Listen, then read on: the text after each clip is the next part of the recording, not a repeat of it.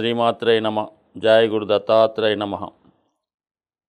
ఈ వీడియోలో మనం మే 1వ తారీఖు సుమారుగా మధ్యాహ్నం 1 గంట ప్రాంతంలో మేషరాశి నుంచి వృషభ రాశిలోకి మారుతున్నటువంటి గురుగ్రహ ప్రభావం వివిధ రాశుల మీద ఏ విధంగా ఉండబోతుంది, అన్ని రాశులకి ఒకే విధమైన ఫలితం ఇవ్వడం జరుగుతుందా అన్న విషయాన్ని మనం పరిశీలిస్తూ, సాధారణంగా శుభగ్రహమైనటువంటి గురువు సంచరిస్తున్నప్పుడు ఆ గురుగ్రహంతో పాటు దేవతలు మన కోరికలు తీర్చే దేవతలు గురుగ్రహంతో ఫాలో అవ్వడం జరుగుతూ ఉంటుంది. అందుకనే మనం ఏ కార్యక్రమం తలపెట్టాలన్నా కూడా, అంటే ఒక వివాహం ఇలాంటి ముఖ్య కార్యక్రమాలు, సంతానం, ఇటువంటి వాటిలో గురుబలం ఉన్నదా అని అడుగుతూ ఉంటారు.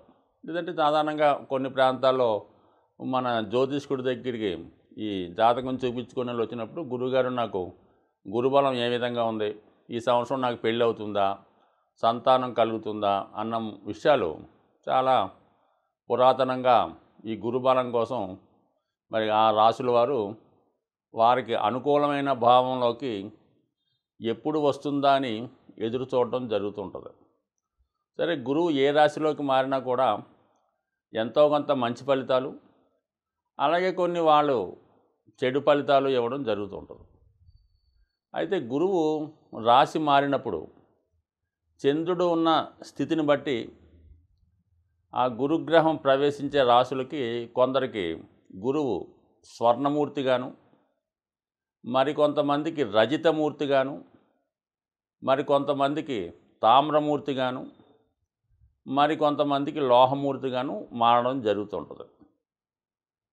గురువు శుభగ్రహం కాబట్టి గురువు ప్రస్తుతం ఈ మేషరాశి నుంచి వృషభ రాశిలోకి మారినప్పుడు చంద్రుడు మకర రాశిలో ఉండగా మారడం జరిగింది.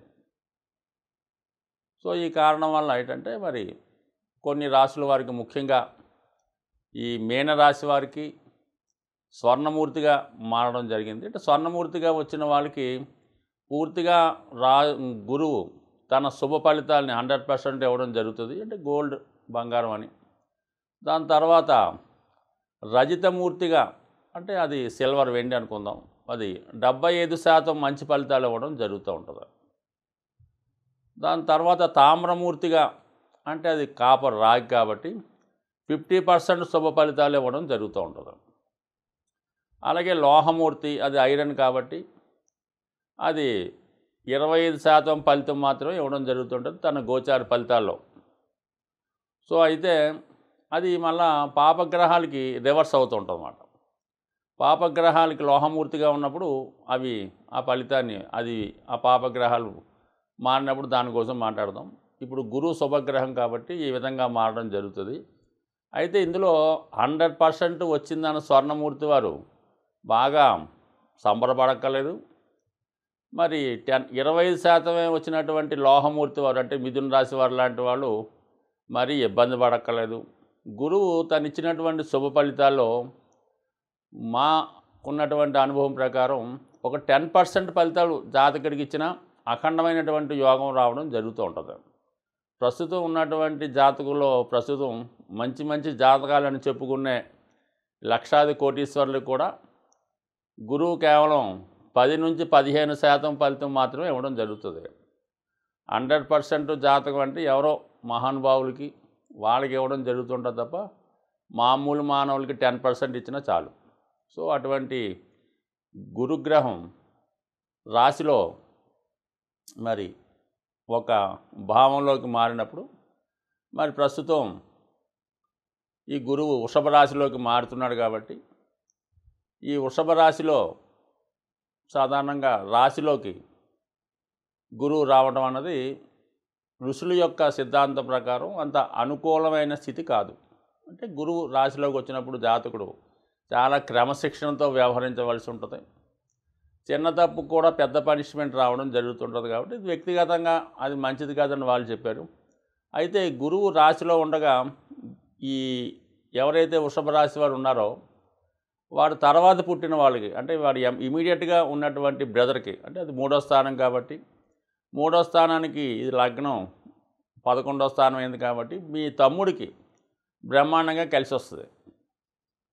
సో అలాగే మీ యొక్క వృత్తి వ్యాపారాలు మీ సంతానానికి అనుకూలంగా ఉంటుంది. అంటే ఇది కేవలంగా అన్ని భావాలు బేస్ చేసుకొని ఈ ఫలానా భావంలో గురువు వచ్చాడని, ఫలానా వాళ్ళకి శని వచ్చాడని చూసుకునేటప్పుడు కొన్ని భావాలకి మంచి ఫలితాలు, కొన్ని భావాలకి చెడు ఫలితాలు ఇవ్వడం జరుగుతూ ఉంటుంది. సో అందువల్ల ఏదైనా సరే మంచి చెడు మిక్స్గా ఉంటుంది. సో ఏదైనా గురువు యొక్క శుభ ఫలితాలు కావాలంటే గురుగ్రహ అనుగ్రహం కోసం కంపల్సరిగా, అంటే ఏ దైవాన్నైనా పూజించవచ్చు. ముఖ్యంగా మనకి దక్షిణామూర్తిని గురువు యొక్క అనుగ్రహం కోసం మెయిన్ దేవతగా ఆరాధించడం జరుగుతుంది. అలాగే దత్తాత్రేయుడు గురు రూపంలో ఉంటారు కాబట్టి దత్తాత్రేయుడు ఆరాధన. అలాగే మరి అందరికీ గురువైనటువంటి ప్రపంచానికి భగవద్గీతను అందించినటువంటి శ్రీకృష్ణ పరమాత్మని పూజించవచ్చు.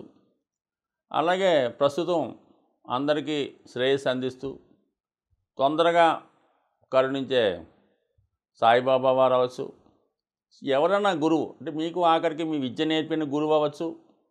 అలాగే మీరు ఏదైనా ఒక వృత్తిలో ఉన్నప్పుడు మీకు ఆ వృత్తి నేర్పిన గురువు అవ్వచ్చు. ఆ గురువుని మీరు సేవించడం వల్ల గురువు యొక్క అనుగ్రహం కంపల్సరీగా వస్తుంది. అంటే గురువు సాంప్రదాయాలకి కారణం కాబట్టి సంస్కారవంతంగా ఉండడం, మరి సాంప్రదాయబద్ధంగా ఉండడం, ప్రతిరోజు దైవాన్ని తల్లిదండ్రుల్ని పూజించడం, అలాగే కొన్ని మతాల వారికి వాళ్ళు సాంప్రదాయాన్ని బట్టి ఆ సాంప్రదాయంగా ఉన్నటువంటి ఆచారాలు పాటించడం వల్ల 100% గురువు ఎల్లప్పుడూ కూడా 100కి 100 పాళ్ళు కూడా అందరికీ కూడా మంచి ఫలితాలు మాత్రమే ఇవ్వడం జరుగుతుంది.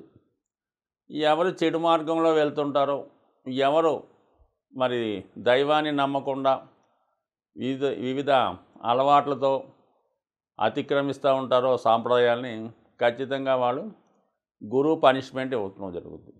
ఏదన్నా జాతకాన్ని, ఇదంటే గురువు యొక్క అనుగ్రహాన్ని మంచిగా చేసుకోవాలన్నా చెడుగా మార్చుకోవాలన్నా కేవలం జాతకుడి యొక్క చేతిలో మాత్రమే ఉంటుంది.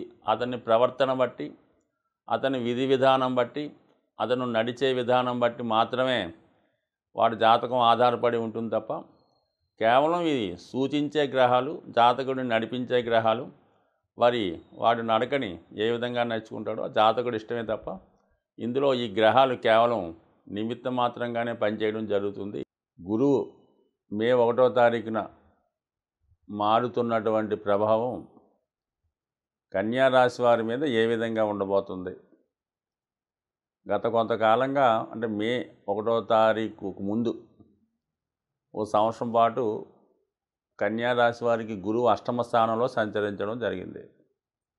సో ఈ కారణం వల్ల ఏంటంటే వాళ్ళకి శని భగవానుడు అనుకూలంగా ఉన్నప్పుడు కూడా గురువు అనుకూలంగా లేకపోవడం వల్ల కొన్ని ముఖ్యమైనటువంటి కార్యక్రమాలు లాంటివి వాయిదా పడడం జరిగింది. కొన్ని అనుకూలంగా ఉన్నా చాలా వరకు దగ్గరగా వచ్చి మిస్ అవ్వడం జరుగుతూ ఉంటాయి.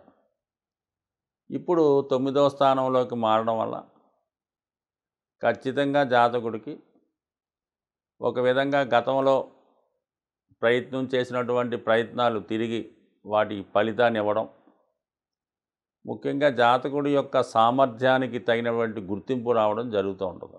9వ స్థానం అన్నది అదృష్టకరమైనది, భాగ్యస్థానం అన్నది.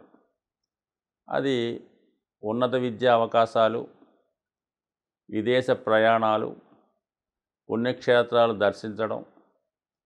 ఒక అదృష్టం, ఒక జాతకంలో ఒక జాతకం అదృష్టమైనదా దురదృష్టకరమైన దాన్ని పరిశీలించాలంటే ఖచ్చితంగా భాగ్యస్థానం పరిశీలించవలసి ఉంటుంది.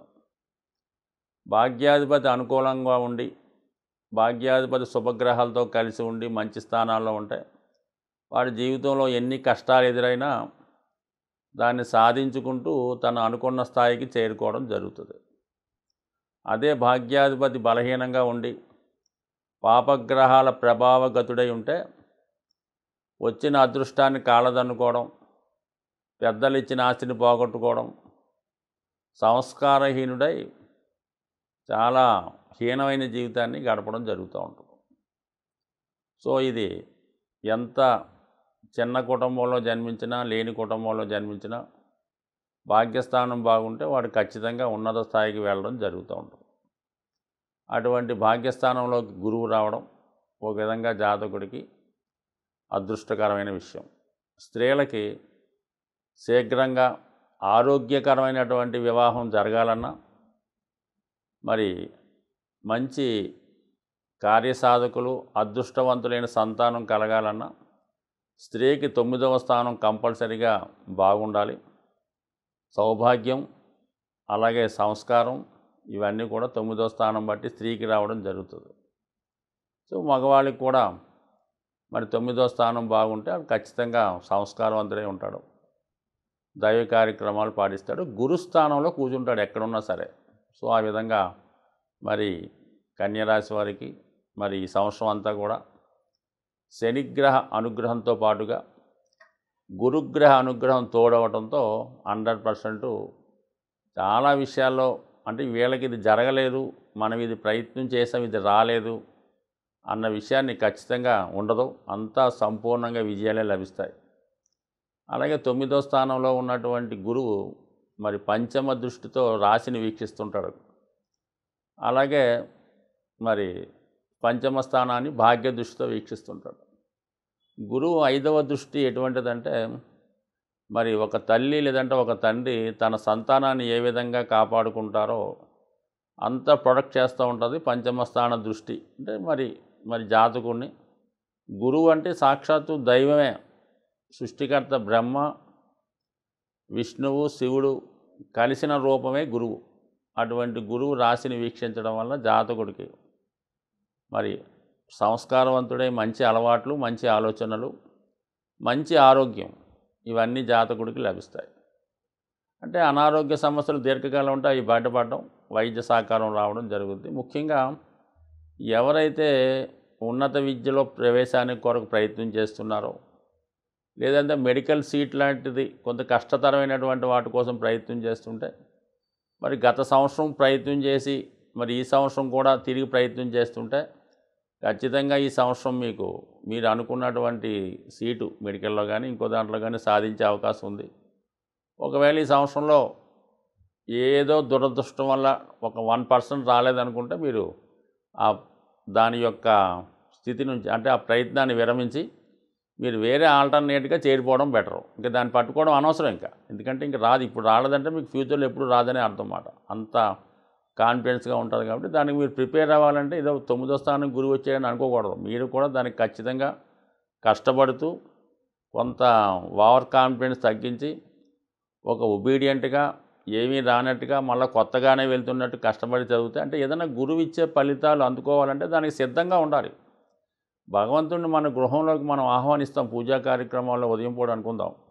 దానికి అంతా పూజాగ్రహాన్ని శుభ్రంగా తయారు చేసి అంతా అన్ని సవ్యంగా కరెక్ట్గా పేర్చి తగినటువంటి దీపధూప నైవేద్యాలు పెట్టినప్పుడు ఆ భగవంతుడిని ఆహ్వానిస్తే మనం ఆ సంతృప్తికరంగా ఉంటుంది భగవంతుడికి. ఇక్కడ ఏమీ లేకుండా మీరు ఆహ్వానించేస్తే ఎలా ఉంటుంది? సో అందువల్ల ఏంటంటే మీరు రెడీగా ఉంటే గురువు మీకు ఇవ్వడానికి రెడీగా ఉన్నాడు కాబట్టి దానికి ముందు మీరు ప్రిపేర్ అవ్వండి. ఖచ్చితంగా భగవంతుడి అనుగ్రహం మీకు ఈ సంవత్సరం లభించే అవకాశం ఉంది. అలాగే మీకు పెద్దవాళ్ళు ఏంటంటే మీ యొక్క సంతానానికి ఇటువంటి అదృష్టం ఈ సమయంలో లభించే అవకాశం ఉంటుంది. లేదు మీరు సంతానం కొరకు ఎదురు చూస్తున్నాం, కొత్తగా వివాహం అయింది, 4-5 సంవత్సరాలు అయింది, పెళ్ళి అయింది, పిల్లలు లేరనుకున్న వాళ్ళకి కూడా మరి కన్యా రాశిలో ఉన్నటువంటి జంటలకి అంటే భార్యకి కానీ భర్తకి కానీ కన్యా రాశి అయితే వాళ్ళకి ఈ సంవత్సరం సంతాన యోగం జరిగే అవకాశం ఉంది. కాబట్టి జాగ్రత్తగా దానికి ప్రిపేర్ అవ్వాలన్నా దానికి ప్రయత్నం చేసుకోవాలి. చిన్న హెల్త్ ప్రాబ్లమ్స్ ఉంటే మరి ఏదన్నా వైద్యుల్ని సంప్రదించి తగు విధంగా మీరు మరి ప్రిపేర్గా ఉంటే ఖచ్చితంగా మీ కడుపులో ఒక కాయ కాయడం ఖచ్చితంగా జరిగే అవకాశం ఉంది. స్వస్తి.